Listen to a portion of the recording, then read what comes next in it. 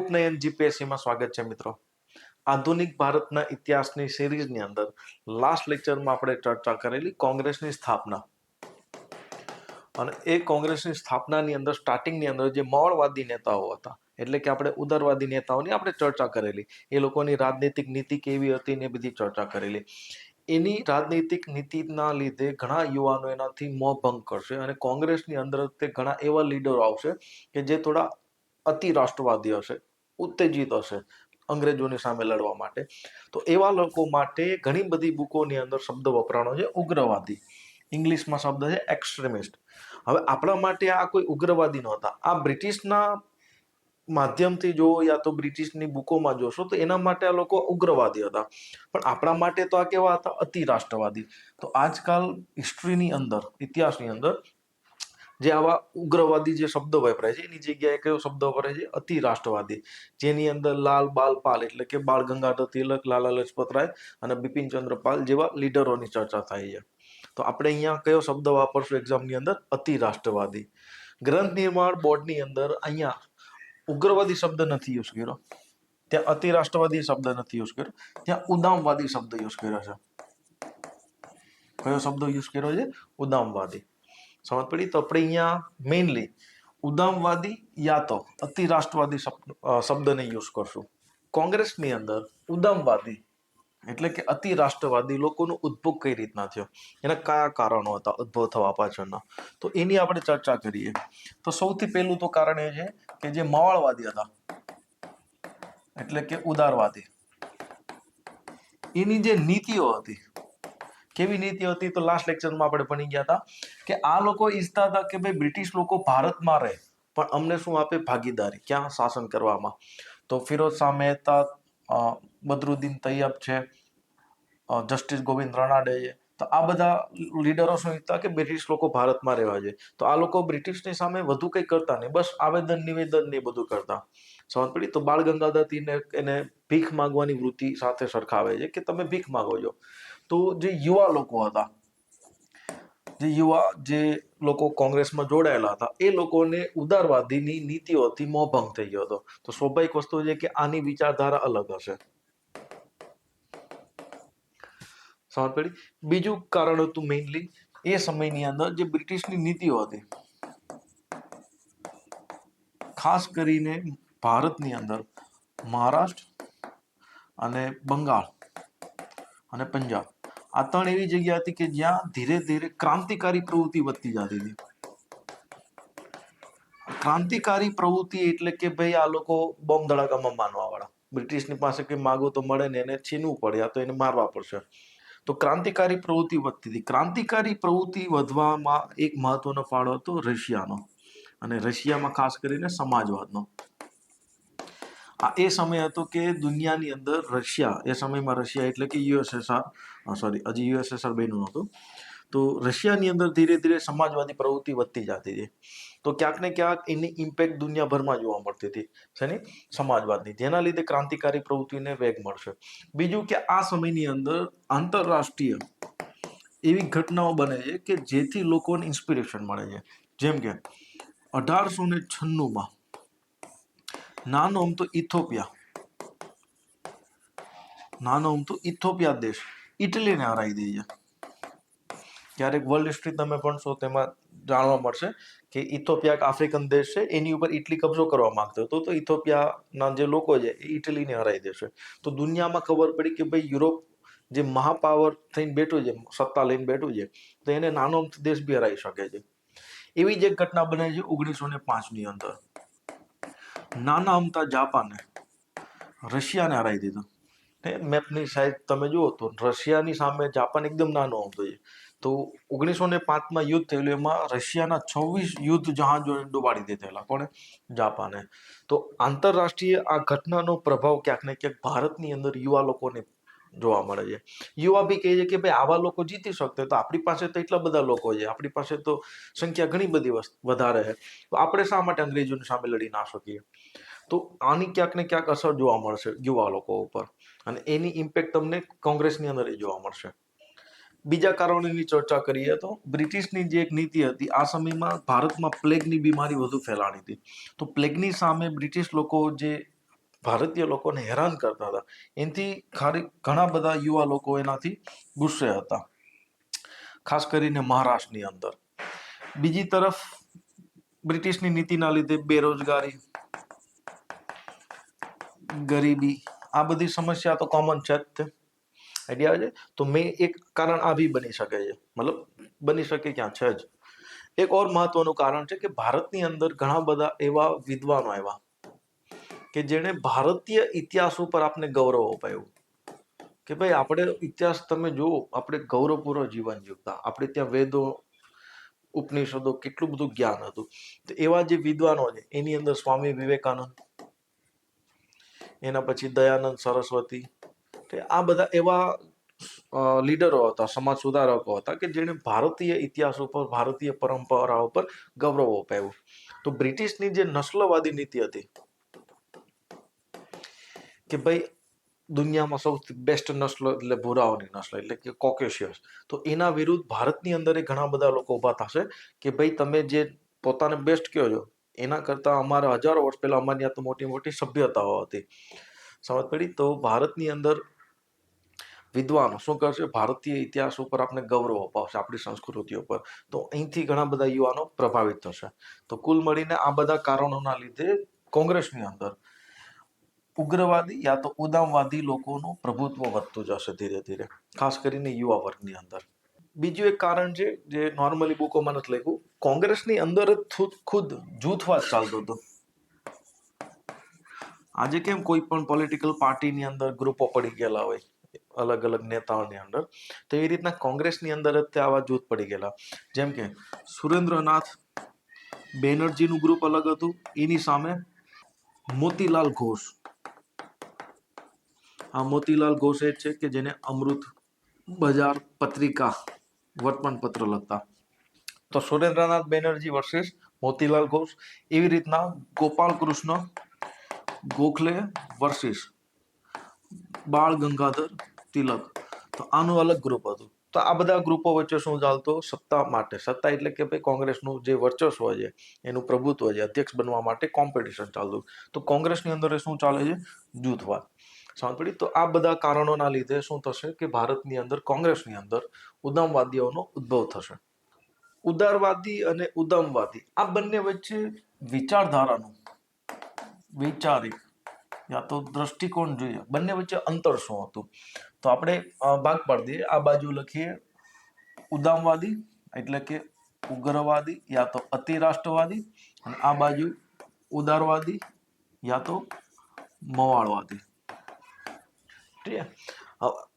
આ લોકોની ઉપજ એટલે કે આ લોકોની વિચારધારા આવી ક્યાંથી? તો સ્વાભાવિક વસ્તુ છે કે આપણે ચર્ચા કરી ગયા કે આ જે મવાળવાદી હતી એની ઉપર પશ્ચિમી સંસ્કૃતિનો વધુ પ્રભાવ હતો. કોનો પ્રભાવ હતો? પશ્ચિમી સંસ્કૃતિનો. જેની સામે જે ઉગ્રવાદી હતા, જે ઉદામવાદી હતા, એની ઉપર ભારતીય સંસ્કૃતિનો પ્રભાવ હતો. સમજ પડી? જે અહીંયા સંસ્કૃતિ શબ્દ વાપરો છે, અહીંયા શિક્ષા શબ્દ નથી વાપરો, કારણ કે આ લોકોએ પણ પશ્ચિમી શિક્ષા લીધેલી છે, પણ આ લોકો જે મેઇનલી કલ્ચર ફોલો કરતા એ ભારતીય કલ્ચર, ખાસ કરીને વેદો ને બધું, સ્વામી વિવેકાનંદ, દયાનંદ સરસ્વતી, એ ટાઈપનું. સમજ પડી? તો પશ્ચિમી સંસ્કૃતિ પ્રભાવિત હતા, આ લોકો ભારતીય સંસ્કૃતિ પ્રભાવિત હતા. બીજું કે આ લોકો ઈચ્છતા હતા કે બ્રિટિશ લોકો ભારતમાં રહે અને અમને ભાગીદાર બનાવે. તો ભારતની અંદર જે બ્રિટિશ લોકો છે એને અનબ્રિટિશ કહેતા, મતલબ કે ભારતના બ્રિટિશને પસંદ ના કરતા. સમજ પડી? પણ યુરોપમાં જે બ્રિટિશ બેઠા છે એના માટે સારા હતા. તો આ લોકો ક્યારેય ના ઈચ્છતા કે બ્રિટિશ ભારતમાંથી જાય. સમજ પડી? પણ એની સામે જે ઉદામવાદી લોકો હતા એ લોકો શું ઈચ્છતા હતા કે ભાઈ અમને સ્વરાજ મળે, ભારતમાંથી બ્રિટિશ વયા જાય, અમે અમારી રીતના વહીવટ કરી લેશું. સમજ પડી? હવે એને કાર્યની ચર્ચા કરીએ. તો આ લોકો કઈ રીતના કામ કરતા? તો મેં કીધું કે ભાઈ આવેદન કરવું, નિવેદન, પત્ર લખવા, લેટર લખવા, નિંદા કરવી, આ બધા કાર્ય કરતા.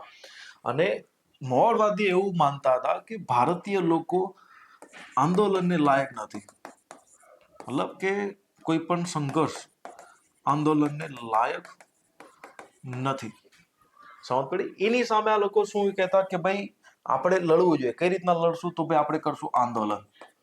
આંદોલનમાં શું કરશું? તો ભાઈ સ્વદેશી અપનાવશું, વિદેશી વસ્તુઓનો બહિષ્કાર કરશું. ભારતીય શિક્ષાને અપનાવશું. આઈડિયા છે? તો આ લોકોની પોલિસી અલગ હતી. તો આ લોકો ઈચ્છતા હતા કે લોકોમાં જનમત ઉભો કરશું અને લોકોને બ્રિટિશ વિરુદ્ધ ઉભા કરશું. બ્રિટિશ વિરુદ્ધ ઉભા કરીને એક જન આંદોલન તૈયાર કરશું. સમજ પડી? તો આઈડિયલી કાર્યની અંદર બી આ લાંબો ફરક જોવા મળે છે તમને. અહીંથી એકવાર યુપીએસસી મેન્સની અંદર સવાલ પૂછેલો છે, જો આપણે ચર્ચા કરીએ તો ભાઈ શું લખ્યું છે કે 19મી સદીનો અંત આવતા 19મી સદીનો અંત એટલે કે 1899 સુધી પહોંચતા ઠીક છે, આતે નરમદળ એટલે કે જે ઉદારવાદી હતા એની ઘોષિત વિચારધારા એટલે કે જે એની વિચારધારા રાજનીતિક લક્ષ્યો હોય એના પ્રતિ રાષ્ટ્રમાં લોકોની અંદર વિશ્વાસ જગાવવામાં એ લોકો કહેવાય ગયા અસફળ, મતલબ કે ફેલ ગયા. સિમ્પલ ભાષામાં કહીએ તો કે જે ઉદારવાદી લોકો હતા એ 19મી સદીના અંત આવતા રાષ્ટ્રની અંદર લોકોમાં જે વિશ્વાસ ઉભો કરવા માંગતા હતા એમાં એ ફેલ ગયા. સમજ પડી? તો આ ફેલ જવા પાછળના કારણો ક્યાં હતા? તો આગળ આપણે હમણાં ચર્ચા કરી એમ કે આ લોકોની જે નીતિઓ છે એના લીધે ઘણા બધા યુવાઓને કોંગ્રેસની નીતિના લીધે મોહભંગ થઈ જશે. તો આ લોકોની વિચારધારા બદલાશે અને આ વિચારધારા બદલાવા પાછળ ઘણા બધા કારણો જવાબદાર હતા. એ કારણોની હમણાં આપણે ચર્ચા કરી, જેમ કે ભાઈ ભારતની અંદર જે વિદ્વાનો થયા એનો પ્રભાવ પ્લસ આંતરરાષ્ટ્રીય ઘટનાઓ, આઈડિયા આવે છે, બ્રિટિશની નીતિ ખાસ કરીને પ્લેગ સામે, ભારતની અંદર સમાજવાદની પ્રવૃત્તિમાં વધારો અને ક્યાંક ને ક્યાંક ક્રાંતિકારી પ્રવૃત્તિમાં ઘણો વધારો થયો. સમજ પડી? તો આ બધા કારણો આવશે કે જેમાં આપણે કહીશું કે હા આ લોકો ફેલ ગયા, પણ ડાયરેક્ટલી આપણે એમ બી નહીં કહી શકીએ કે ભાઈ આ એકદમ નિષ્ફળ ગયા. ક્યાંક ને ક્યાંક આને આપણે થોડીક સફળતા બી બતાવશું કે ભાઈ સફળ થયા. સફળ કઈ રીતના થયા? તો ભાઈ લોકોમાં એક સંગઠન ઊભું તો કરી નાખ્યું ને આ લોકોએ. ભાઈ લોકોને બ્રિટિશ સામે લડવા માટે એક સંગઠન તો તૈયાર કરી દીધું. ભલે સ્ટાર્ટિંગની અંદર આ સંગઠન સફળ ના ગયું, પણ આગળ જતા જ્યારે ઉદામવાદી લોકો આવશે તે લાલ બાલ પાલ, તો આવા લોકોના લીધે શું થશે કે આ સંગઠન વધુ લોકમત સુધી જશે, મતલબ કે લોકો સુધી ફેલાશે, લોકોનો વિશ્વાસ વધશે અને આગળ જતા આ સંગઠન એટલે કે ઇન્ડિયન નેશનલ કોંગ્રેસ ની અંદર ગાંધીજીના આગમનથી લોકોમાં ઓર વિશ્વાસ વધશે અને લોકો બ્રિટિશના વિરુદ્ધ ઘણા બધા ઊભા થશે. ખાસ કરીને આમાં સામાન્ય લોકો વધુ જોડાશે, જેની અંદર ખેડૂતો હશે, શ્રમિકો હશે, વિદ્યાર્થીઓ હશે, મહિલાઓ હશે, આ બધા જોડાશે. સમજ પડી? તો સ્ટાર્ટિંગમાં આપણે શું કારણ આપી દઈશું કે ભાઈ આ બધા કારણોના લીધે વિશ્વાસ જગાવવામાં લોકો નિષ્ફળ ગયા, પણ આગળ છેલ્લે કન્ક્લુઝનમાં શું લખશો કે ભાઈ સંપૂર્ણપણે આપણે એવું ના કહી શકીએ કે એ લોકો ફેલ ગયા. સમજ પડી? કારણ કે એક સંગઠન તો તૈયાર કરી દીધેલું, તો જ આ બધા યુવાઓમાં જોડાણા ને. સમજ પડી? તો આ રીતના આન્સર થશે. 150 શબ્દમાં છે એટલે લાંબુ લખવાની જરૂર નથી. આમાં તમારે લખવાની જરૂર નથી કે કોંગ્રેસ ક્યારે બન્યું, કેમ બન્યું, કે ભાઈ કોણ દળીય નેતાઓ હતા, એના આધાર કાર્ડ નંબર શું હતા, એ કોઈ જાણવાની જરૂર નથી. ટુ ધ પોઈન્ટ રહેવાનું હંમેશા મીન્સમાં. હવે એક મહત્વનો ટોપિક જોઈએ આ સમયની અંદર. 1899 થી 1905 સુધી ભારતનો જે વાઇસરોય હતો એનું નામ હતું જ્યોર્જ નથિયલ કર્ઝન, જેને આપણે લોર્ડ કર્ઝન તરીકે ઓળખીએ છીએ. હવે આ કર્ઝનની ઘણી બધી એવી નીતિઓ હતી જેના લીધે ભારતની અંદર એની એક ઇમ્પેક્ટ જોવા મળશે. હવે કર્ઝનને તમે જો ક્યારેક ડિટેલથી પર્સનલી એના વિશે ભણો તો ખબર પડશે કે બહુ સ્વાભિમાની ને અભિમાની વ્યક્તિ હતો. સ્વાભિમાન તો હતું અને અભિમાની બી હતો, મતલબ કે હું બોલું એ જ સાચું, હું કરું એ જ સાચું. સમજ પડી? અને એ અભિમાનના લીધે તે આગળ જતા અને રાજીનામું આપવું પડ્યું હતું. હમણાં આગળ એની ચર્ચા કરશું. અને વધારે પડતા નસ્લવાદી હતો, મતલબ કે એવું સમજતો કે ભાઈ બ્રિટિશ મતલબ ભૂરિયા સૌથી બેસ્ટ છે દુનિયામાં, એટલે જે ભૂરિયા કરી બરોબર જ બધું. સમજ પડી? તો થોડોક અભિમાની ઘમંડી હતો, પણ ભારતની અંદર એને ઘણા બધા સુધારા કર્યા. શું કર્યા? સુધારા. તો સુધારા અમુક સારા બી છે અને આપણા માટે ઘણા નુકસાનકારક બી છે. તો કયા કયા સારા સુધારા કર્યા એની આપણે ચર્ચા કરીએ. તો ખેતીની અંદર ભાઈએ સહકારી મંડળીઓની સ્થાપના કરી. એટલે ભારતની અંદર સહકારી મંડળીની શરૂઆત કોના સમયમાં થઈ? કર્ઝનના સમયની અંદર. બીજું કે કૃષિની અંદર સંશોધન કરવા માટે એણે પૂસા યુનિવર્સિટીની સ્થાપના કરી હતી, જે હજી બી દિલ્હીની અંદર ચાલુ છે. પૂસા યુનિવર્સિટી એગ્રીકલ્ચર યુનિવર્સિટી છે, સમજ પડી. અને એવું કહેવાય છે કે આના સમયમાં પંજાબની અંદર ઘણી બધી કેનાલો બનાવવાનું કામ ચાલુ થયા હતા. બની નહોતી એટલી બધી, ખાલી વાતો થઈ હતી કે બનાવશું, ઠીક. આજની સરકારો કરે એમ ત્યારે બી આ લોકો જ કરતા, સમજ પડી. તો એગ્રીકલ્ચરની અંદર આ બધા એના રિફોર્મ હતા, સમજ પડી. બીજું કે ભાઈના સમયમાં એટલે કે કરઝનના સમયમાં સૌથી વધુ રેલવે લાઈન નખાણી છે ભારતમાં. રોબર્ટસન નામના વ્યક્તિ અંતર્ગત એક કમિશન બનેલું અને કમિશન અંતર્ગત ઘણી બધી રેલવેનો વિકાસ થશે, બહુ બધી રેલવે લાઈનો નખાશે. કોના સમયમાં? કરઝનના સમયમાં, ઠીક. હવે કમિશન બમિશન એટલું બધું ડિટેલમાં યાદ નથી રાખવાનું આપણે. અને રેલવે બોર્ડની સ્થાપના થઈ હતી અહીંયા, ઠીક છે. બસ એટલું યાદ રાખો. સુધારા ક્યારેક લખવાના થાય તો કે રેલવેની અંદર રેલવે બોર્ડની શરૂઆત થયેલી આના સમયમાં. એજ્યુકેશનની અંદર સુધારા કરવા માટે, શિક્ષામાં સુધારા લાવવા માટે રેલે કમિશન આવ્યું હતું. મતલબ કે રેલે અંતર્ગત કમિશન બનાવવામાં આવ્યું હતું. આ કમિશને શું કર્યું કે હિન્દ યુનિવર્સિટી એક્ટ પસાર કર્યો. અને આ યુનિવર્સિટી એક્ટ પ્રમાણે હવે સંલગ્ન કોલેજો તમે સ્થાપિત કરી શકો છો. સંલગ્ન કોલેજ હોય ને, કે જેમ કે ગુજરાત યુનિવર્સિટી તો એની અલગ અલગ કોલેજો હોય, VNSU તો એની અલગ અલગ કોલેજ હોય, તો એવી કોલેજો તમે સ્થાપિત કરી શકો છો. બીજું કે કોલેજની અંદર જે સેનેટ સભ્ય હોય એની ચૂંટણી, અને એની ચૂંટણીની અંદર સેનેટ સભ્યમાં બે પ્રકારના હશે. અમુક ચૂંટાઈને આવશે અને અમુક લોકોની ડાયરેક્ટ નિયુક્તિ થતી, સમજ પડી. તો રેલે કમિશન મહત્વનું એક કામ કરે છે ભારતની અંદર યુનિવર્સિટીની અંદર સુધારા કરવા માટે. અહીંયા કોઈ પ્રાથમિક માધ્યમિક શિક્ષાની વાત નથી, યુનિવર્સિટીની અંદર સુધારા કરવા માટે રેલે કમિશન આવેલું.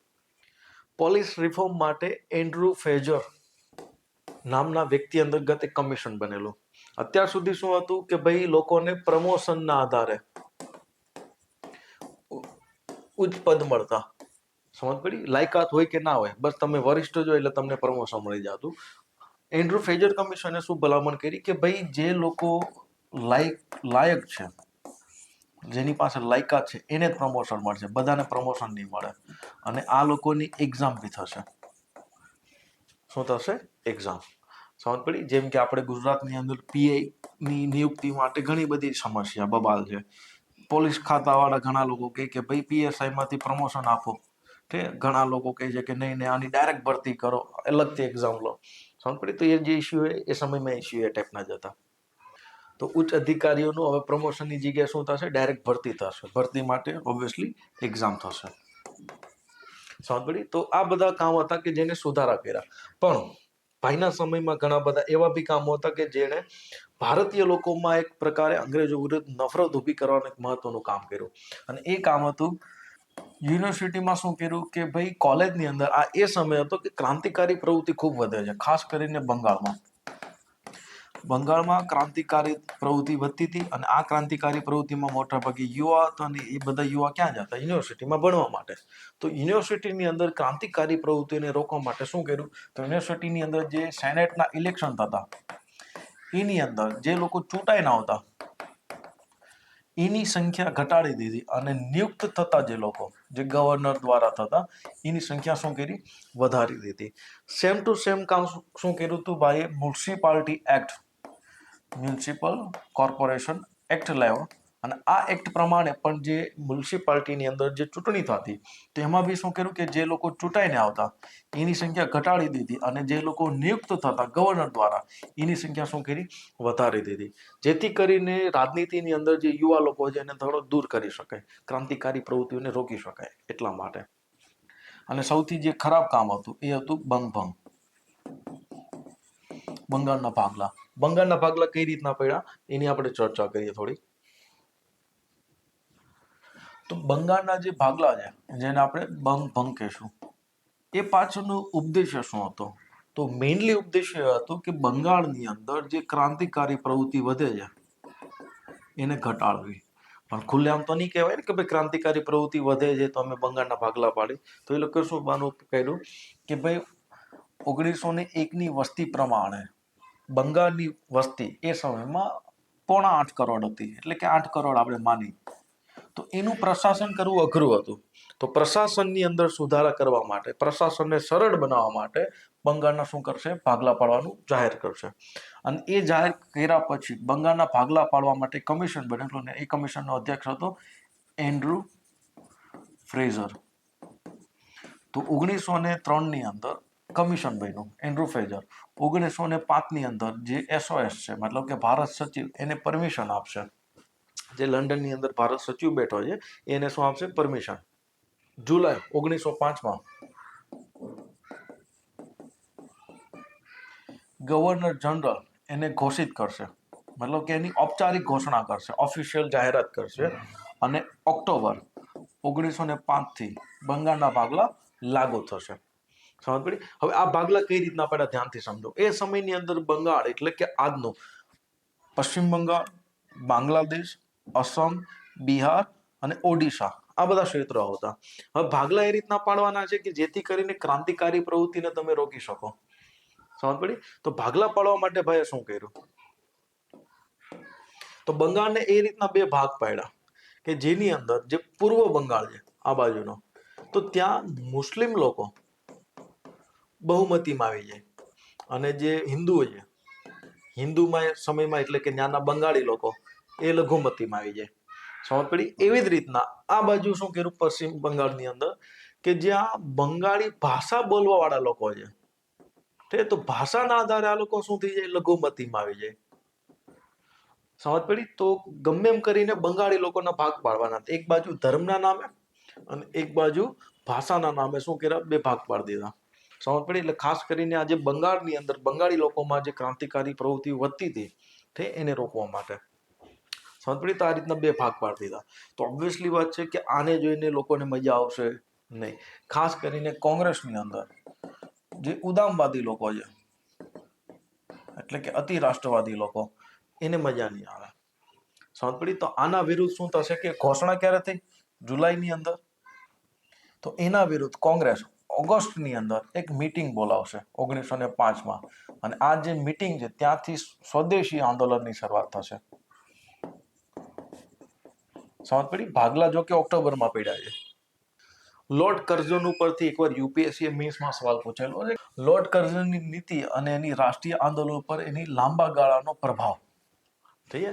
જેમ કે આપણે ચર્ચા કરી કે અમુક કામ સારા હતા પણ અંગ્રેજ આપણા માટે હંમેશા આરામ જ રહેશે, કોઈ દી સારા નહીં રહે.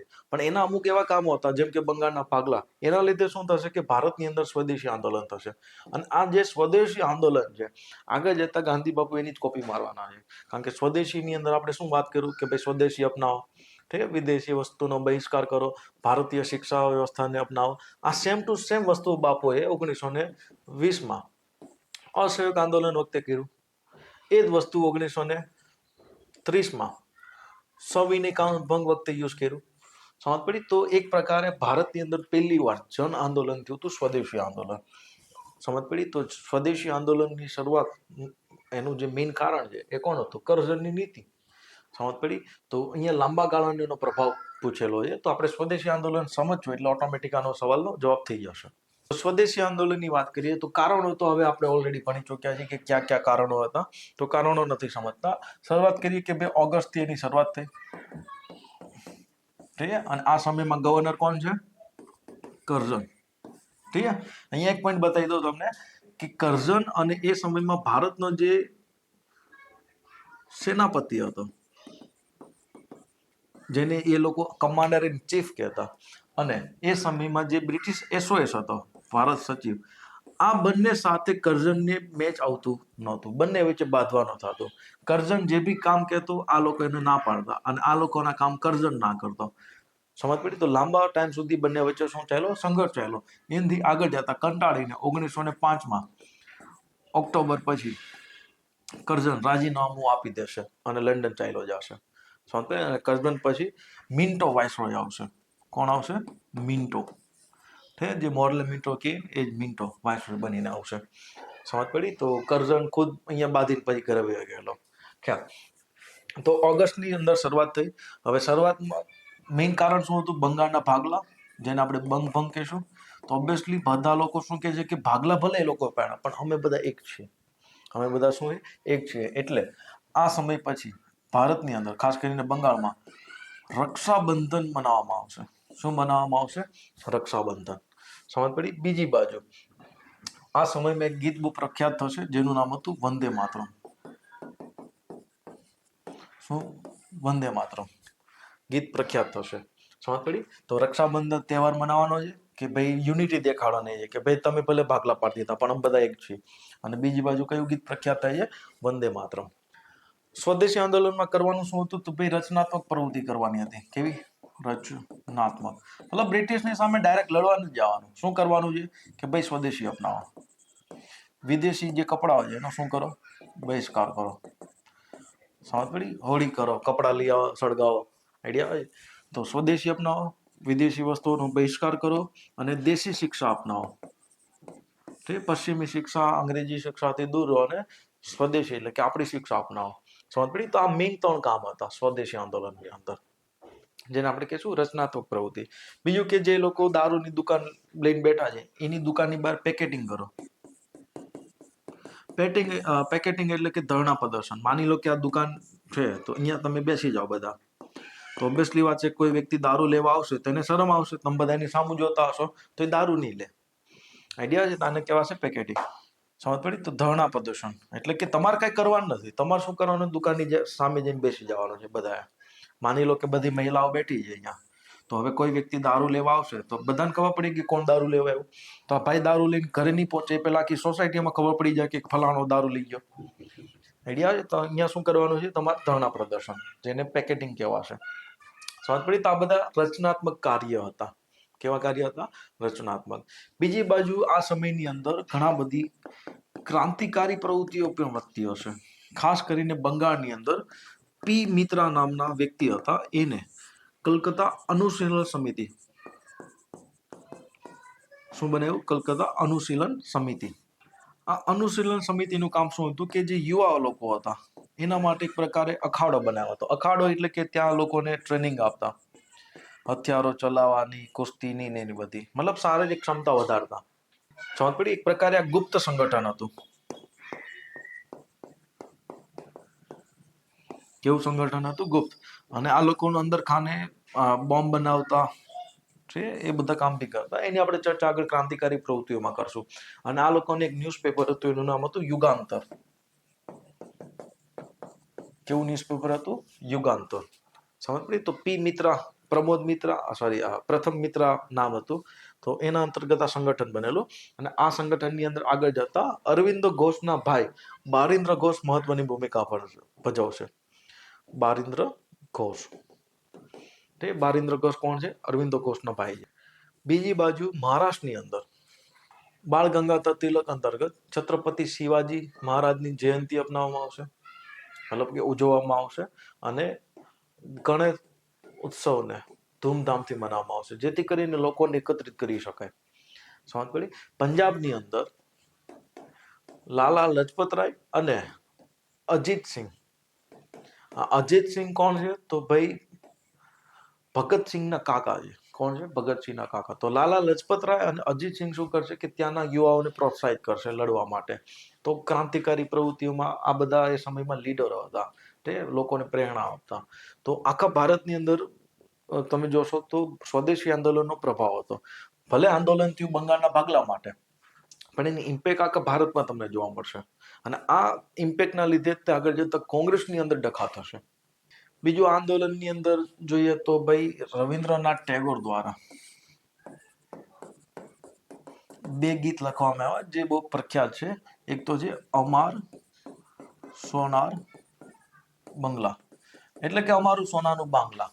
તો આજની તારીખમાં બાંગ્લાદેશનું નેશનલ સોંગ છે અમાર સોનાર બંગલા. એ રવિન્દ્રનાથ ટેગોરે લખેલું. અને એક ઓર ગીત બહુ ફેમસ છે, તે એકલા ચાલો રે. તો આ સોંગ બી બહુ પ્રખ્યાત છે. તો આ બી રવિન્દ્રનાથ ટેગોરે લખેલું. સમજ પડી.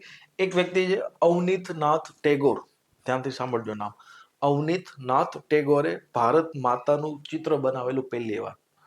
તો ભારત માતાનું ચિત્રની વાત કરીએ તો આપણે ભારત માતા બોલીએ તો આપણે માઇન્ડની અંદર એક મહિલા હશે, સાડી પહેરેલા, ઝંડો હશે, પાછળ ભારતનો મેપ હશે. તો આ ટાઈપનું ચિત્ર પહેલી વાર કોણે બનાવેલું? અવનીતનાથ ટેગોરે. તો એ ચિત્ર બહુ પ્રખ્યાત થશે આ સમયની અંદર. સ્વદેશી આંદોલન વખતે એક ઘટના બને છે જેનું નામ છે બારાસિંગ ઘટના. ઘટના એ હતી કે ભાઈ એક 11 વર્ષનું બાળક પોતાની ગલીમાં જોર જોરથી વંદે માતરમ ગીત ગાતો હતો. તો એ સમયમાં જે ગોરખા રેજિમેન્ટ છે, મતલબ કે બ્રિટિશની જે સેના છે, એ શું કરશે, એક બાળકને મારીને એની હત્યા કરી નાખશે. તો એના વિરુદ્ધ લોકોમાં બહુ આક્રોશ ફેલાવાનો હતો. તો અહીંયા બ્રિટિશ સરકાર શું કરતા કે સ્વદેશી આંદોલનને દબાવવા માટે ખૂબ હિંસાનો ઉપયોગ કર્યો છે. સમજ પડી? તો બાલાસિનની ઘટના છે, તમે ક્યારેક ડિટેલથી ગ્રંથ નિર્માણ બોર્ડની બુક વાંચો, તેમાં ઘટના વિશે લખેલો છે. ખેર, આપણે ડાયરેક્ટ એવું એક્ઝામમાં નહીં પૂછે. તો સ્વદેશી આંદોલનમાં આ બધા રચનાત્મક પ્રવૃત્તિઓ ચાલતી હતી. સાથે સાથે ભારતની અંદર ક્રાંતિકારી પ્રવૃત્તિઓ બી ચાલતી હતી. ક્રાંતિકારી પ્રવૃત્તિઓ માટે આપણે અલગથી એક વિડીયો બનાવશું. સ્વદેશી આંદોલન વચ્ચે કોંગ્રેસની અંદર ડખા થશે. કેની અંદર? કોંગ્રેસની અંદર. ડખાની શરૂઆત કઈ રીતના તે સાંભળો. ઇન્ડિયન નેશનલ કોંગ્રેસનું વાર્ષિક અધિવેશન ડિસેમ્બરમાં થતું. દર વર્ષે ડિસેમ્બરમાં એનું વાર્ષિક અધિવેશન થતું. હવે અધિવેશનનો જે બી અધ્યક્ષ બનશે એનું વધુ ચાલશે કોંગ્રેસની અંદર. તો અધ્યક્ષ બનવા માટે શું થતી? ચૂંટણી થતી. સમજ પડી? તો 1905ની અંદર જે અધિવેશન થવાનું હતું એ થવાનું હતું બનારસમાં. ક્યાં થવાનું હતું? બનારસની અંદર. અને કોંગ્રેસમાં એવો નિયમ હતો કે જે એરિયામાં અધિવેશન થશે એ એરિયાનો કોઈ પણ વ્યક્તિ અધ્યક્ષ બની શકે નહીં, બહારનો બનશે. સમજ પડી? તો હવે કોંગ્રેસમાં તો બે ગ્રુપ ઓલરેડી હતા, ઉદારવાદી અને ઉદામવાદી. તો ઉદામવાદી લોકો ઈચ્છતા હતા કે ભાઈ નેતૃત્વ આપણા હાથમાં આવવું જોઈએ, કે બાળ ગંગાધર તિલક અધ્યક્ષ બનવા જોઈએ, એવું ઈચ્છતા હતા. શું કામ? કારણ કે મેઇન વિચાર ફરક એ હતો કે ભાઈ ઉદારવાદી એવું ઈચ્છતા હતા કે ભાઈ બંગાળના ભાગલા બંગાળનો પ્રોબ્લેમ છે, બંગાળની સમસ્યા, તો સ્વદેશી આંદોલન બંગાળ પૂરતું સીમિત હોવું જોઈએ. પણ ઉદામવાદી એટલે કે અતિ રાષ્ટ્રવાદી શું ઈચ્છતા હતા કે ભાઈ આ જ મોકો છે કે બંગાળનો જે મુદ્દો છે એને આપણે આખા રાષ્ટ્રમાં ફેલાવી, જેથી કરીને અંગ્રેજોની સામે એક જનમત ઉભો કરી શકીએ, એક જન આંદોલન ઉભો કરી શકીએ. તો મેઇનલી બબાલ જે હતી એ કેની હતી? બંગાળી જે સ્વદેશી આંદોલન છે એને ભારતમાં ફેલાવવું કે ખાલી બંગાળ પૂરતું રાખવું. સમજ પડી? તો બનારસની અંદર અધિવેશન થયું. તો ભાઈ બાળ ગંગાધર તિલક ઈચ્છતા હતા કે અધ્યક્ષ બને, પણ આ લોકો ચાલાકી કરીને ઉદામવાદી શું કરશે? ગોપાલ કૃષ્ણ ગોખલેને અધ્યક્ષ બનાવશે. સમજ પડી? ફર્ક આઈડિયા આવ્યો ને? ડિસેમ્બરમાં અધિવેશન થયું 1905. તો ગોપાલ કૃષ્ણ ગોખલે ને બધા શું કહેતા હતા કે ભારતીય લોકો આંદોલનને લાયક નથી, હજી એ લોકો આંદોલન માટે સક્ષમ નથી, અને આપણે આ જે આંદોલન છે એને બંગાળ પૂરતું લિમિટ રાખવું જોઈએ, અને એમાં બી શું કરવાનું? તો આવેદન નિવેદન ને જ કરશું. સમજ પડી? તો મતલબ કે 1905ના ઇલેક્શનમાં અધ્યક્ષ બનવામાં બબાલ થઈ. આગળ જતા જે 1906માં અધિવેશન થવાનું હતું એ થવાનું હતું કલકત્તામાં. હવે અહીંયા ફિક્સ થઈ ગયું હતું કે ભાઈ હવે તો લાલબાલ પાલમાંથી જ કોક બનશે. પણ ઉદારવાદી એક ચાલાકી કરી. શું ચાલાકી કરી? કે જાણી જોઈને એક સિનિયર નેતાને આગળ કરી દીધા, એટલે કરીને જે યુવા લોકો એની સામે બોલી ના શકે. તો ગોપાલ કૃષ્ણ બાળ ગંગાધર તિલક અહીંયા બી અધ્યક્ષ બનવાના હતા, પણ જાણી જોઈને શું કર્યું? એક સિનિયર નેતાને આગળ કરી દીધા, અને એ સિનિયર નેતાનું નામ હતું દાદાભાઈ નવરોજી. હવે દાદાભાઈની ઉંમર થઈ ગઈ હતી, લંડનમાં રહેતા, મેમ્બર ઓફ પાર્લામેન્ટ હતા, હવે મોટી ઉંમર બી થઈ ગઈ હતી. તો એની સાથે એક યુવાન છોકરો એનો સચિવ બનીને આવશે. સમજ પડી? એક યુવાન છોકરો હશે, સૂટ બૂટ પહેરેલો હશે, પતલો પતલો હશે, એ સચિવ બનીને આવશે દાદાભાઈ નવરોજી માટે. તો તમે એનું નામ ક્યારેક ગેસ કરજો, વિચારજો. એનું નામ હતું મોહમ્મદ અલી જીન્ના. કોણ હતું? મોહમ્મદ અલી જીન્ના અધ્યક્ષ બનીને આવશે. સમજ પડી? તો અહીંયા બી ઉદામવાદીઓને મજા ન આવી, કારણ કે અધ્યક્ષ પદ પાછું હાથમાંથી વહી ગયું. તો 1907નું અધિવેશન થવાનું હતું નાગપુરમાં. નાગપુર એટલે કે મહારાષ્ટ્ર, અને મહારાષ્ટ્ર એટલે કે બાળ ગંગાધર તિલકનો એક ગઢ હતો. આઈડિયા આવે છે? તો લાસ્ટ મોમેન્ટ ઉપર ઉદારવાદીઓ શું કર્યું કે જગ્યા બદલી નાખી. એ જગ્યા ક્યાં કરી નાખી? સુરત. તો અધિવેશન ક્યાં થયું? સુરતની અંદર. તો લાંબા ટાઈમથી બબાલ તો હતી અધ્યક્ષ બનવા માટે, તો અહીંયા ફરી બબાલ થઈ. ફરી બબાલ એવી થઈ કે ભાઈ અધ્યક્ષ બનવા માંગતા હતા લાલબાલ પાલ, પણ આ લોકો ફરીથી ચાલાકી કરીને અધ્યક્ષ બનાવશે રાસ બિહારી ઘોષને. અને રાસ બિહારી ઘોષને જેવા અધ્યક્ષ બનાવશે તો અહીંયા બબાલ થઈ જશે અને મારપીટ થઈ જશે. સમજ પડી? તો સુરતની અંદર મારપીટ થઈ હતી. એક બુકની અંદર લખ્યું છે કે જે તંબુ, જે ટેન્ટ બાંધેલા હતા, માંડવા, એ બધું તોડી નાખે છે, ખુરચીઓ બોરચીઓ ઉડે છે. તો ઓબ્વિયસલી આમાં માર કોણે ખાધો હશે તમને ખબર પડી ગઈ હશે. તો અહીંયા શું થાય કે સુરતની અંદર કોંગ્રેસના ભાગલા પડી જશે. આઈડિયા આવે? તો સુરતની અંદર 1907ના અધિવેશનમાં શું થયું? ભાગલા પડી ગયા. અધ્યક્ષ કોણ બન્યું? અહીંયા રાસ બિહારી ઘોષ. ઠીક છે, રાસબિહારી બોસ અલગ વ્યક્તિ છે અને આ રાસબિહારી ઘોષ એ અલગ છે. સમજ પડી? તો અહીંયા સુરતનું શું થશે? વિભાજન થશે. સ્ટોરી ખબર પડી? તો એક બાજુ સ્વદેશી આંદોલન ચાલુ છે, બીજી બાજુ અંગ્રેજો જોવે છે કે ભાઈ સુરતની અંદર તો આ લોકો અંદરો અંદરી બાંધે છે. તો હવે બ્રિટિશને મોકો મળી ગયો. શું મોકો મળી ગયો? સ્વદેશી આંદોલનને દબાવવાનો. તો શું કરશે કે હિંસાનો ઉપયોગ કરીને ગમે એમ કરીને આંદોલનને દબાવશે. કઈ રીતના દબાવશે? તો મેં કીધું એમ કે ગોરખા રેજિમેન્ટ ઉતારી હતી. આ લોકો ખૂબ હિંસા કરશે અને ઘણા બધા લોકોને મારપીટ કરશે અને જેલમાં નાખ દેશે. બીજું કે બ્રિટિશ લોકો પોતાના કાયદાનો યુઝ કરશે, જેમ કે રાજદ્રોહ ગુનો, sedition act, official secret act, Indian press act, ઘણા બધા કાયદાઓનો યુઝ કરીને શું કરશે? જે લીડરો હતા, જે યુવા લોકો હતા, એ બધાને જેલમાં નાખશે. ઇન્ડિયન ન્યૂઝપેપર એક્ટ, બહુ બધા કાયદા હતા. એ અંતર્ગત આ લોકો શું કરશે? લોકોને જેલમાં નાખશે. એની અંતર્ગત બાળ ગંગાધર તિલકને કેસરીમાં એક લેખ લખવા માટે તે સજા કરશે અને એને બર્મા મોકલી દેવામાં આવશે. ક્યાં મોકલી દેવામાં આવશે?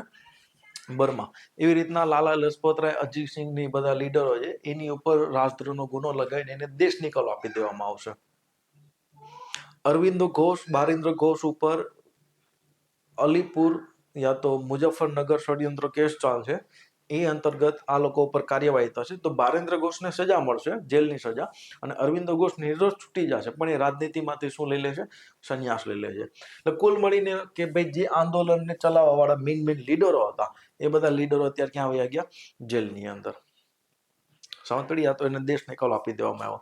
અને જે સામાન્ય લોકો વૈદા એની ઉપર આ લોકો સરકાર શું કરશે? હિંસાનો ઉપયોગ કરીને એનું દમન કરશે અને આંદોલનને દબાવવાનો પ્રયત્ન કરશે. અને આંદોલન ધીમે ધીમે 1908 આવતા કે ને કે એકદમ શાંત થઈ ગયું હતું.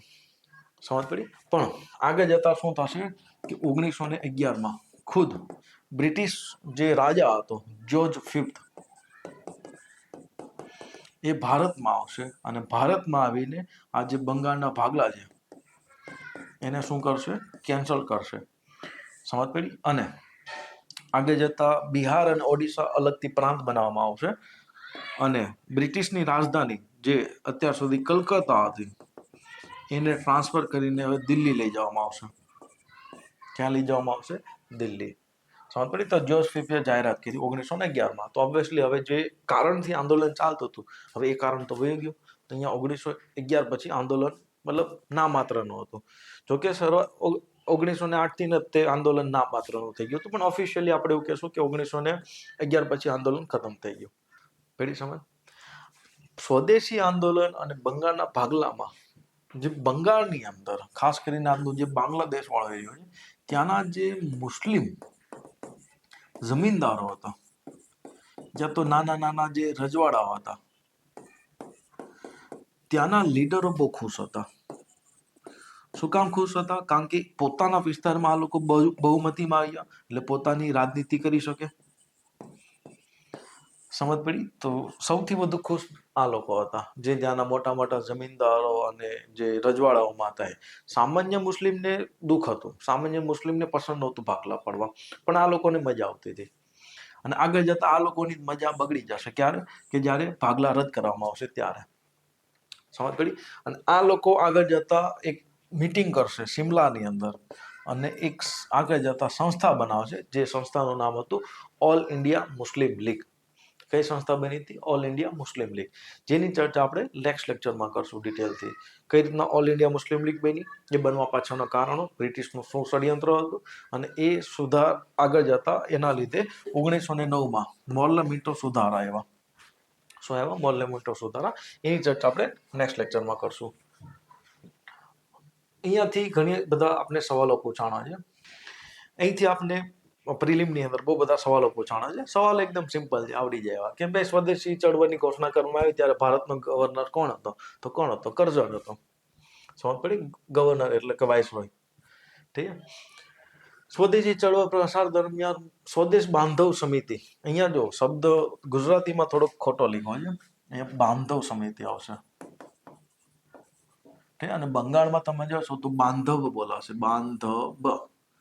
આ બાંધવ જે સમિતિ હતી, આ પણ એક પ્રકારે ગુપ્ત સમિતિ હતી, જે રીતના અનુશીલન સમિતિ હતી ને એ રીતની. ઠીક. અને આ લોકોનું કામ હતું ગ્રામીણ ક્ષેત્રે વિકાસ કરવાનો છે અને યુવાઓને ટ્રેનિંગ આપવાનું એ બધું કામ. તો આની શરૂઆત કરેલી અશ્વિની કુમાર દત્ત દ્વારા. કોણે કરેલી? અશ્વિની કુમાર દત્ત દ્વારા. આવું ના આવડતું હોય તો આપણે એટલી કોમન સેન્સ હોય કે ભાઈ આવા બધા કામ આ તો નહીં જ કરે, આ કારણ કે આ બધા કહેવાય ઉદારવાદીઓ. ઠીક છે. રવિન્દ્રનાથ ટેગોર તો એક ભાઈ કવિ છે.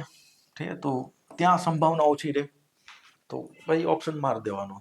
ઠીક છે. તો અહીંયા 50-50% ગેમ ક્યારેક રમવી પડે આપણે. સ્વદેશી ચળવળનું તાત્કાલિક કારણ શું હતું? આખા ગામને ખબર છે. લોર્ડ કર્ઝનની બંગાળના ભાગલા પાડવાની પોલિસી. સમજ પડી?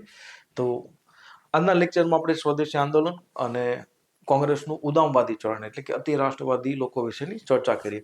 અહીંયા હું એક સજેશન આપીશ તમને કે ભાઈ આ જે લીડરો છે જે આપણે નામ લીધા એ લોકો વિશે તમે પર્સનલી કોઈ પણ બુકમાંથી એક્સ્ટ્રા ડિટેલમાં વાંચો કે ભાઈ બાળ ગંગાધર તિલકની જર્ની કેવી હતી, લાલા લજપત રાયની કેવી હતી. ઘણીવાર ત્યાંથી સવાલો પૂછાતા હોય છે અને જે એકદમ ફેક્ચ્યુઅલ હોય છે. તો એ બધી ફેક્ચ્યુઅલ વસ્તુ હું અહીંયા નથી કરાવતો. હું અહીંયા તમને મેઇનલી એનાલિસિસ કરાવું છું, હિસ્ટ્રીમાં કઈ ઘટના કઈ રીતના બની. સમજ પડી? તો તમે અલગથી બુકોમાંથી ક્યાંયથી વાંચી શકો છો. તો નેક્સ્ટ લેક્ચરમાં આપણે મળશું ફરી અને એ લેક્ચરની અંદર આપણે ઓલ ઇન્ડિયા મુસ્લિમ લીગની એ બધાની ચર્ચા કરશું. તો મળશું પછી. જય હિન્દ.